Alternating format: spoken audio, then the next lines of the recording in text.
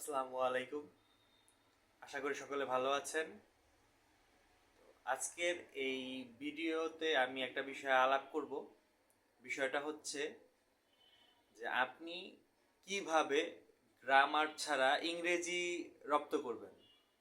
এটা একটা অন্যরকম কৌশল।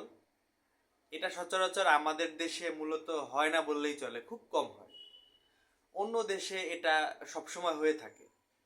যেমন আমাদের দেশে একটা বড় সমস্যা হচ্ছে যে আমাদের দেশের যে শিক্ষা পাঠ্যক্রম, এটা আসলে আমাদের দেশে যে অবস্থা, কখনোই আপনি ইংরেজি রপ্ত করতে পারবেন না, ভালোভাবে বলতে পারবেন না। এটা শুধু আমাদের পাঠ্যক্রমের জন্য।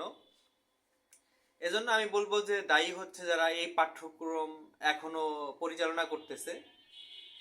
শিক্ষা মন্ত্রণালয়কে অবশ্যই আহ্বান করব, আপনারা উন্নত বিশ্বের মতো আমাদের পড়াশোনাটাকে এগিয়ে নিয়ে যাওয়ার জন্য এই পাঠ্যক্রমটা অন্তত ইংরেজির জন্য পরিবর্তন করা দরকার।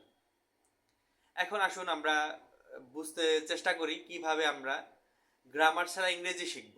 দেখুন, গ্রামারটা কিন্তু পৃথিবীতে আগে আসেনি, আগে এসেছে ভাষা। ভাষা যেহেতু আগে এসেছে, ভাষার পরে কিন্তু গ্রামারের সৃষ্টি। আগে কিন্তু গ্রামারের সৃষ্টি না, গ্রামারের সৃষ্টি অনেক পরে, ভাষার অনেক পরে হচ্ছে গ্রামার। এখন ভালোভাবে সাজিয়ে গুছিয়ে বলতে হলে আপনার গ্রামারটা দরকার, এটা সত্য কথা। এটা অসত্য কিছু না, অসত্যটা কিছুই না, অবশ্যই দরকার। কিন্তু এক্ষেত্রে আপনি দেখবেন যে আপনি ভালো গ্রামার পারেন, গ্রামার বুঝেন, কিন্তু আপনি সাবলীল কথা বলতে পারেন না। এটা একটা বড় সমস্যা। এখন আপনি আমি আমাদের মায়ের ভাষা আমরা যখন শিখেছি, সেটা তো আমরা আসলে কোনো গ্রামারের মাধ্যমে শিখিনি। কিংবা আপনার যারা আত্মীয় স্বজন বিদেশে থাকে, তারা তো কেউ বিদেশে গিয়ে গ্রামার রপ্ত করতেছে না, ব্যাকরণ পড়ে তো তারা ভাষা বুঝতেছে না।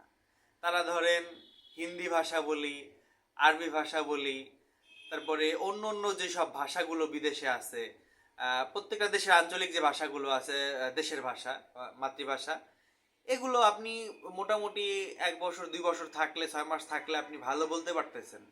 আপনি এক্ষেত্রে তো আসলে কোনো ব্যাকরণ কিংবা গ্রামার যেটা আমাদের দেশে, সেটা আমরা পড়তেছি না। তাহলে আমরা কিভাবে পারতেছি?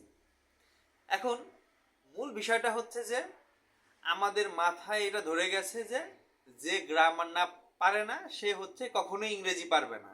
এটা ভুল ধারণা। এখন আপনি প্রত্যেক দিন সকালবেলা ঘুম থেকে উঠে একেবারে ঘুমানো, মানে ঘুমাতে যাওয়ার আগ পর্যন্ত যত কাজ করেন, যত কাজ করেন এগুলোকে আপনি ইংরেজি করার চেষ্টা করেন। এটা হচ্ছে প্রথম কথা, যে আপনি এটারে ইংরেজি করতে চেষ্টা করেন। এখন আপনি প্রত্যেক দিন একটা বিষয় হিসেব করবেন যে ইংরেজি বিষয়টা কি। এটা হচ্ছে একটা বিদেশি ভাষা। ভাই, দিন শেষে সহজে বোঝার চেষ্টা করেন। তারাও মানুষ, আমরাও মানুষ। তারাও খাবার খায়, আমরাও খাবার খাই। তারাও ঘুমায়, আমরাও ঘুমাই। তারাও কাজ করে, আমরাও কাজ করি। তারাও গাড়ি চালায়, আমরাও গাড়ি চালাই। তারাও ব্যবসা করে, আমরাও ব্যবসা করি। এখন মানুষ হিসেবে শুধু খাদ্যাভ্যাস, পরিবেশগত কিছু পরিবর্তন আছে, এছাড়া কোনো পরিবর্তন নেই। এর মানে হচ্ছে আমি যেটাকে ভাত বলি ওরা বলে রাইস, আমি যেটাকে পানি বলি ওরা বলে ওয়াটার। এখন আপনাকে বুঝতে হবে যে আমরা যে জিনিসগুলো আমি সাবলীল ভাষায় বলতেছি, এটাকে ওরা কি বলে, ওটাকে ওরা কি বলে, ওই ওদেরটা রপ্ত করার নাম এটা হচ্ছে যে ভাষা। গ্রামারটা পরে, আপনি গ্রামারটা পরে বুঝতে চান। আপনি আপাতত এই বিষয়টা বুঝুন যে আমরা কি বলি, ওরা কি বলে, আমাদের যে শব্দার্থরা ওদের দেশে গিয়ে কি হয়।